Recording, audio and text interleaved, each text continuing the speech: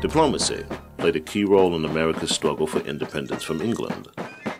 The colonists declared their independence in 1776, but needed a powerful ally in the Revolutionary War.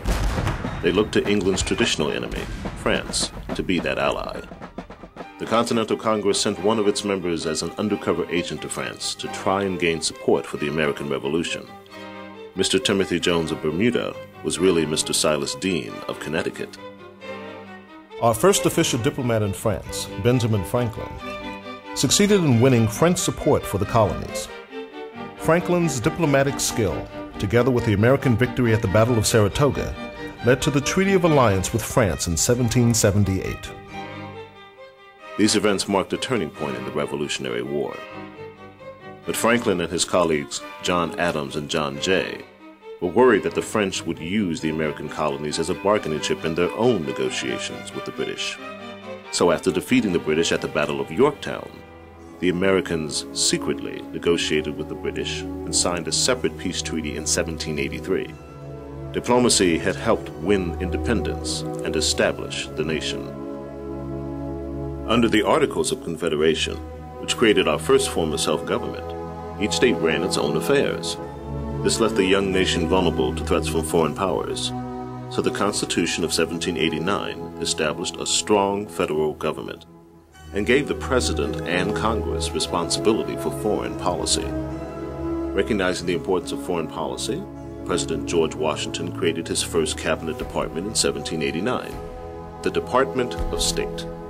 He appointed Thomas Jefferson as the first Secretary of State. In this new Department of State, two types of diplomats represented the United States abroad. Prominent Americans were appointed as ministers to handle political affairs. Consuls handled business and trade. American diplomatic missions and trade spread around the world. In his farewell address, President Washington laid the foundation of American diplomacy for the next century by warning against permanent alliances. He wanted us to stay out of Europe's problems and hoped that the Europeans would stay out of ours. Washington's advice set the foundation for a policy of isolationism, which would last for decades. Early America would protect our interests there. In 1823, Secretary of State John Quincy Adams drafted what became known as the Monroe Doctrine. Delivered by President James Monroe, it declared the Western Hemisphere off limits to European meddling. The Monroe Doctrine was an important first step as the new nation asserted itself.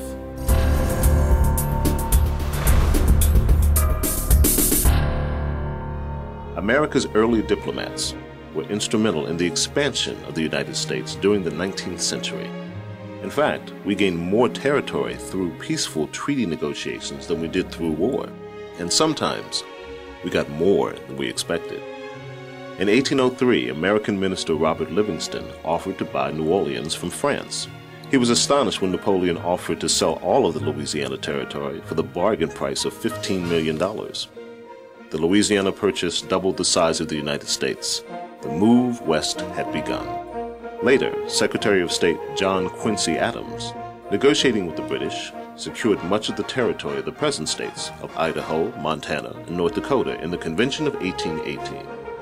And in the 1819 Adams-Onis Treaty with Spain, the United States acquired the Florida Territory, the rights all the way to the Pacific Ocean.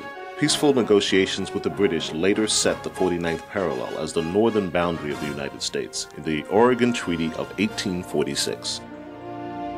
But sometimes, the quest for territory resulted in war. In 1846, the United States and Mexico fought over the U.S. annexation of Texas.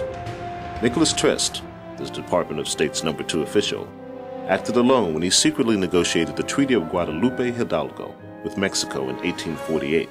The treaty ended the war and extended our borders south to the Rio Grande River and west to the Pacific Ocean. In 1853, American Minister John Gadsden purchased from Mexico territory that would later become part of New Mexico and southern Arizona. The outline of the continental United States was complete. And in 1867, Secretary of State William Seward bought Alaska from Russia. Cartoonists made fun of his purchase, but as we know today, that $7 million he spent turned out to be a very wise investment. Diplomacy had succeeded, at least on paper. But the tremendous westward expansion had some devastating consequences. It led to the loss of Native American lands and aggravated the violent debate over the spread of slavery, one of the causes of the Civil War. After the Civil War, abundant natural resources, a growing population, and rapid industrialization enabled America to compete in the international marketplace. Diplomacy could now focus on helping American businessmen win customers overseas and on negotiating safe passage for their ships. But we needed island bases for refueling ships and protecting trade routes.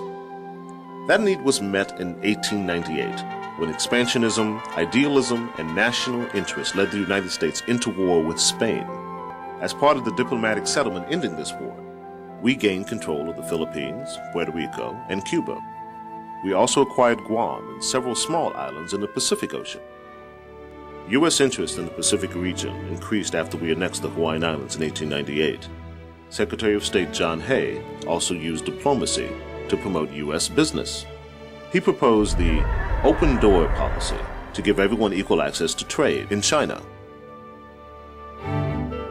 Then, in 1903, Secretary Hay tried to negotiate with Colombia to build a canal through its territory of Panama to connect the Atlantic and Pacific Oceans. When the Colombians rejected his terms, realism prevailed, and the U.S. backed Panama's successful quest for independence from Colombia.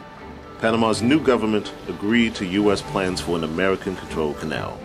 When it was completed in 1914, the Panama Canal made American business competitive with its European rivals around the world. By the early 20th century, we had met our objectives. Shipping routes had been secured, and trade was flourishing. The United States had become a global power.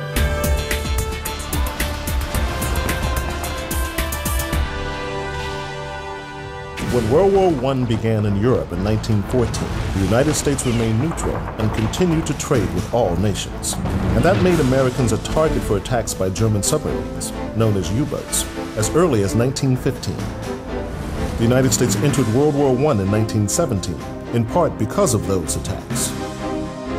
After years of bitter fighting, world leaders gathered in France to find a diplomatic end to the war. Here, America's idealism came to the fore, as President Woodrow Wilson was determined to make the world safe for democracy. He told his advisors, "Tell me what is right, and I'll fight for it." In January 1919, delegates from 32 nations met in Versailles to draw up a peace treaty. Wilson presented 14 points he wanted in the treaty so that wars could be prevented. Included were the abolition of secret diplomacy, reduction of armaments, freedom of the seas, and, most important, an association of countries from all over the world, a League of Nations. The Treaty of Versailles formally ended the war in 1919 and established the League of Nations. But the U.S. Senate refused to ratify the treaty, and we never joined the League. President Wilson's successor, Warren G. Harding, also believed that American diplomats should look for ways to reduce the chance of future wars. In 1921, his Secretary of State, Charles Evans Hughes, hosted the Washington Naval Conference, which sought to limit the number and size of warships any one country could deploy. And in 1928, Secretary of State Frank Kellogg promoted an agreement known as the Kellogg-Briand Pact to reject war as an instrument of national policy. Unfortunately, there was no way to enforce the pact. Despite these efforts to prevent war, in September 1939, World War II broke out. And in December 1941, Japan's surprise attack on Pearl Harbor drew the United States into war.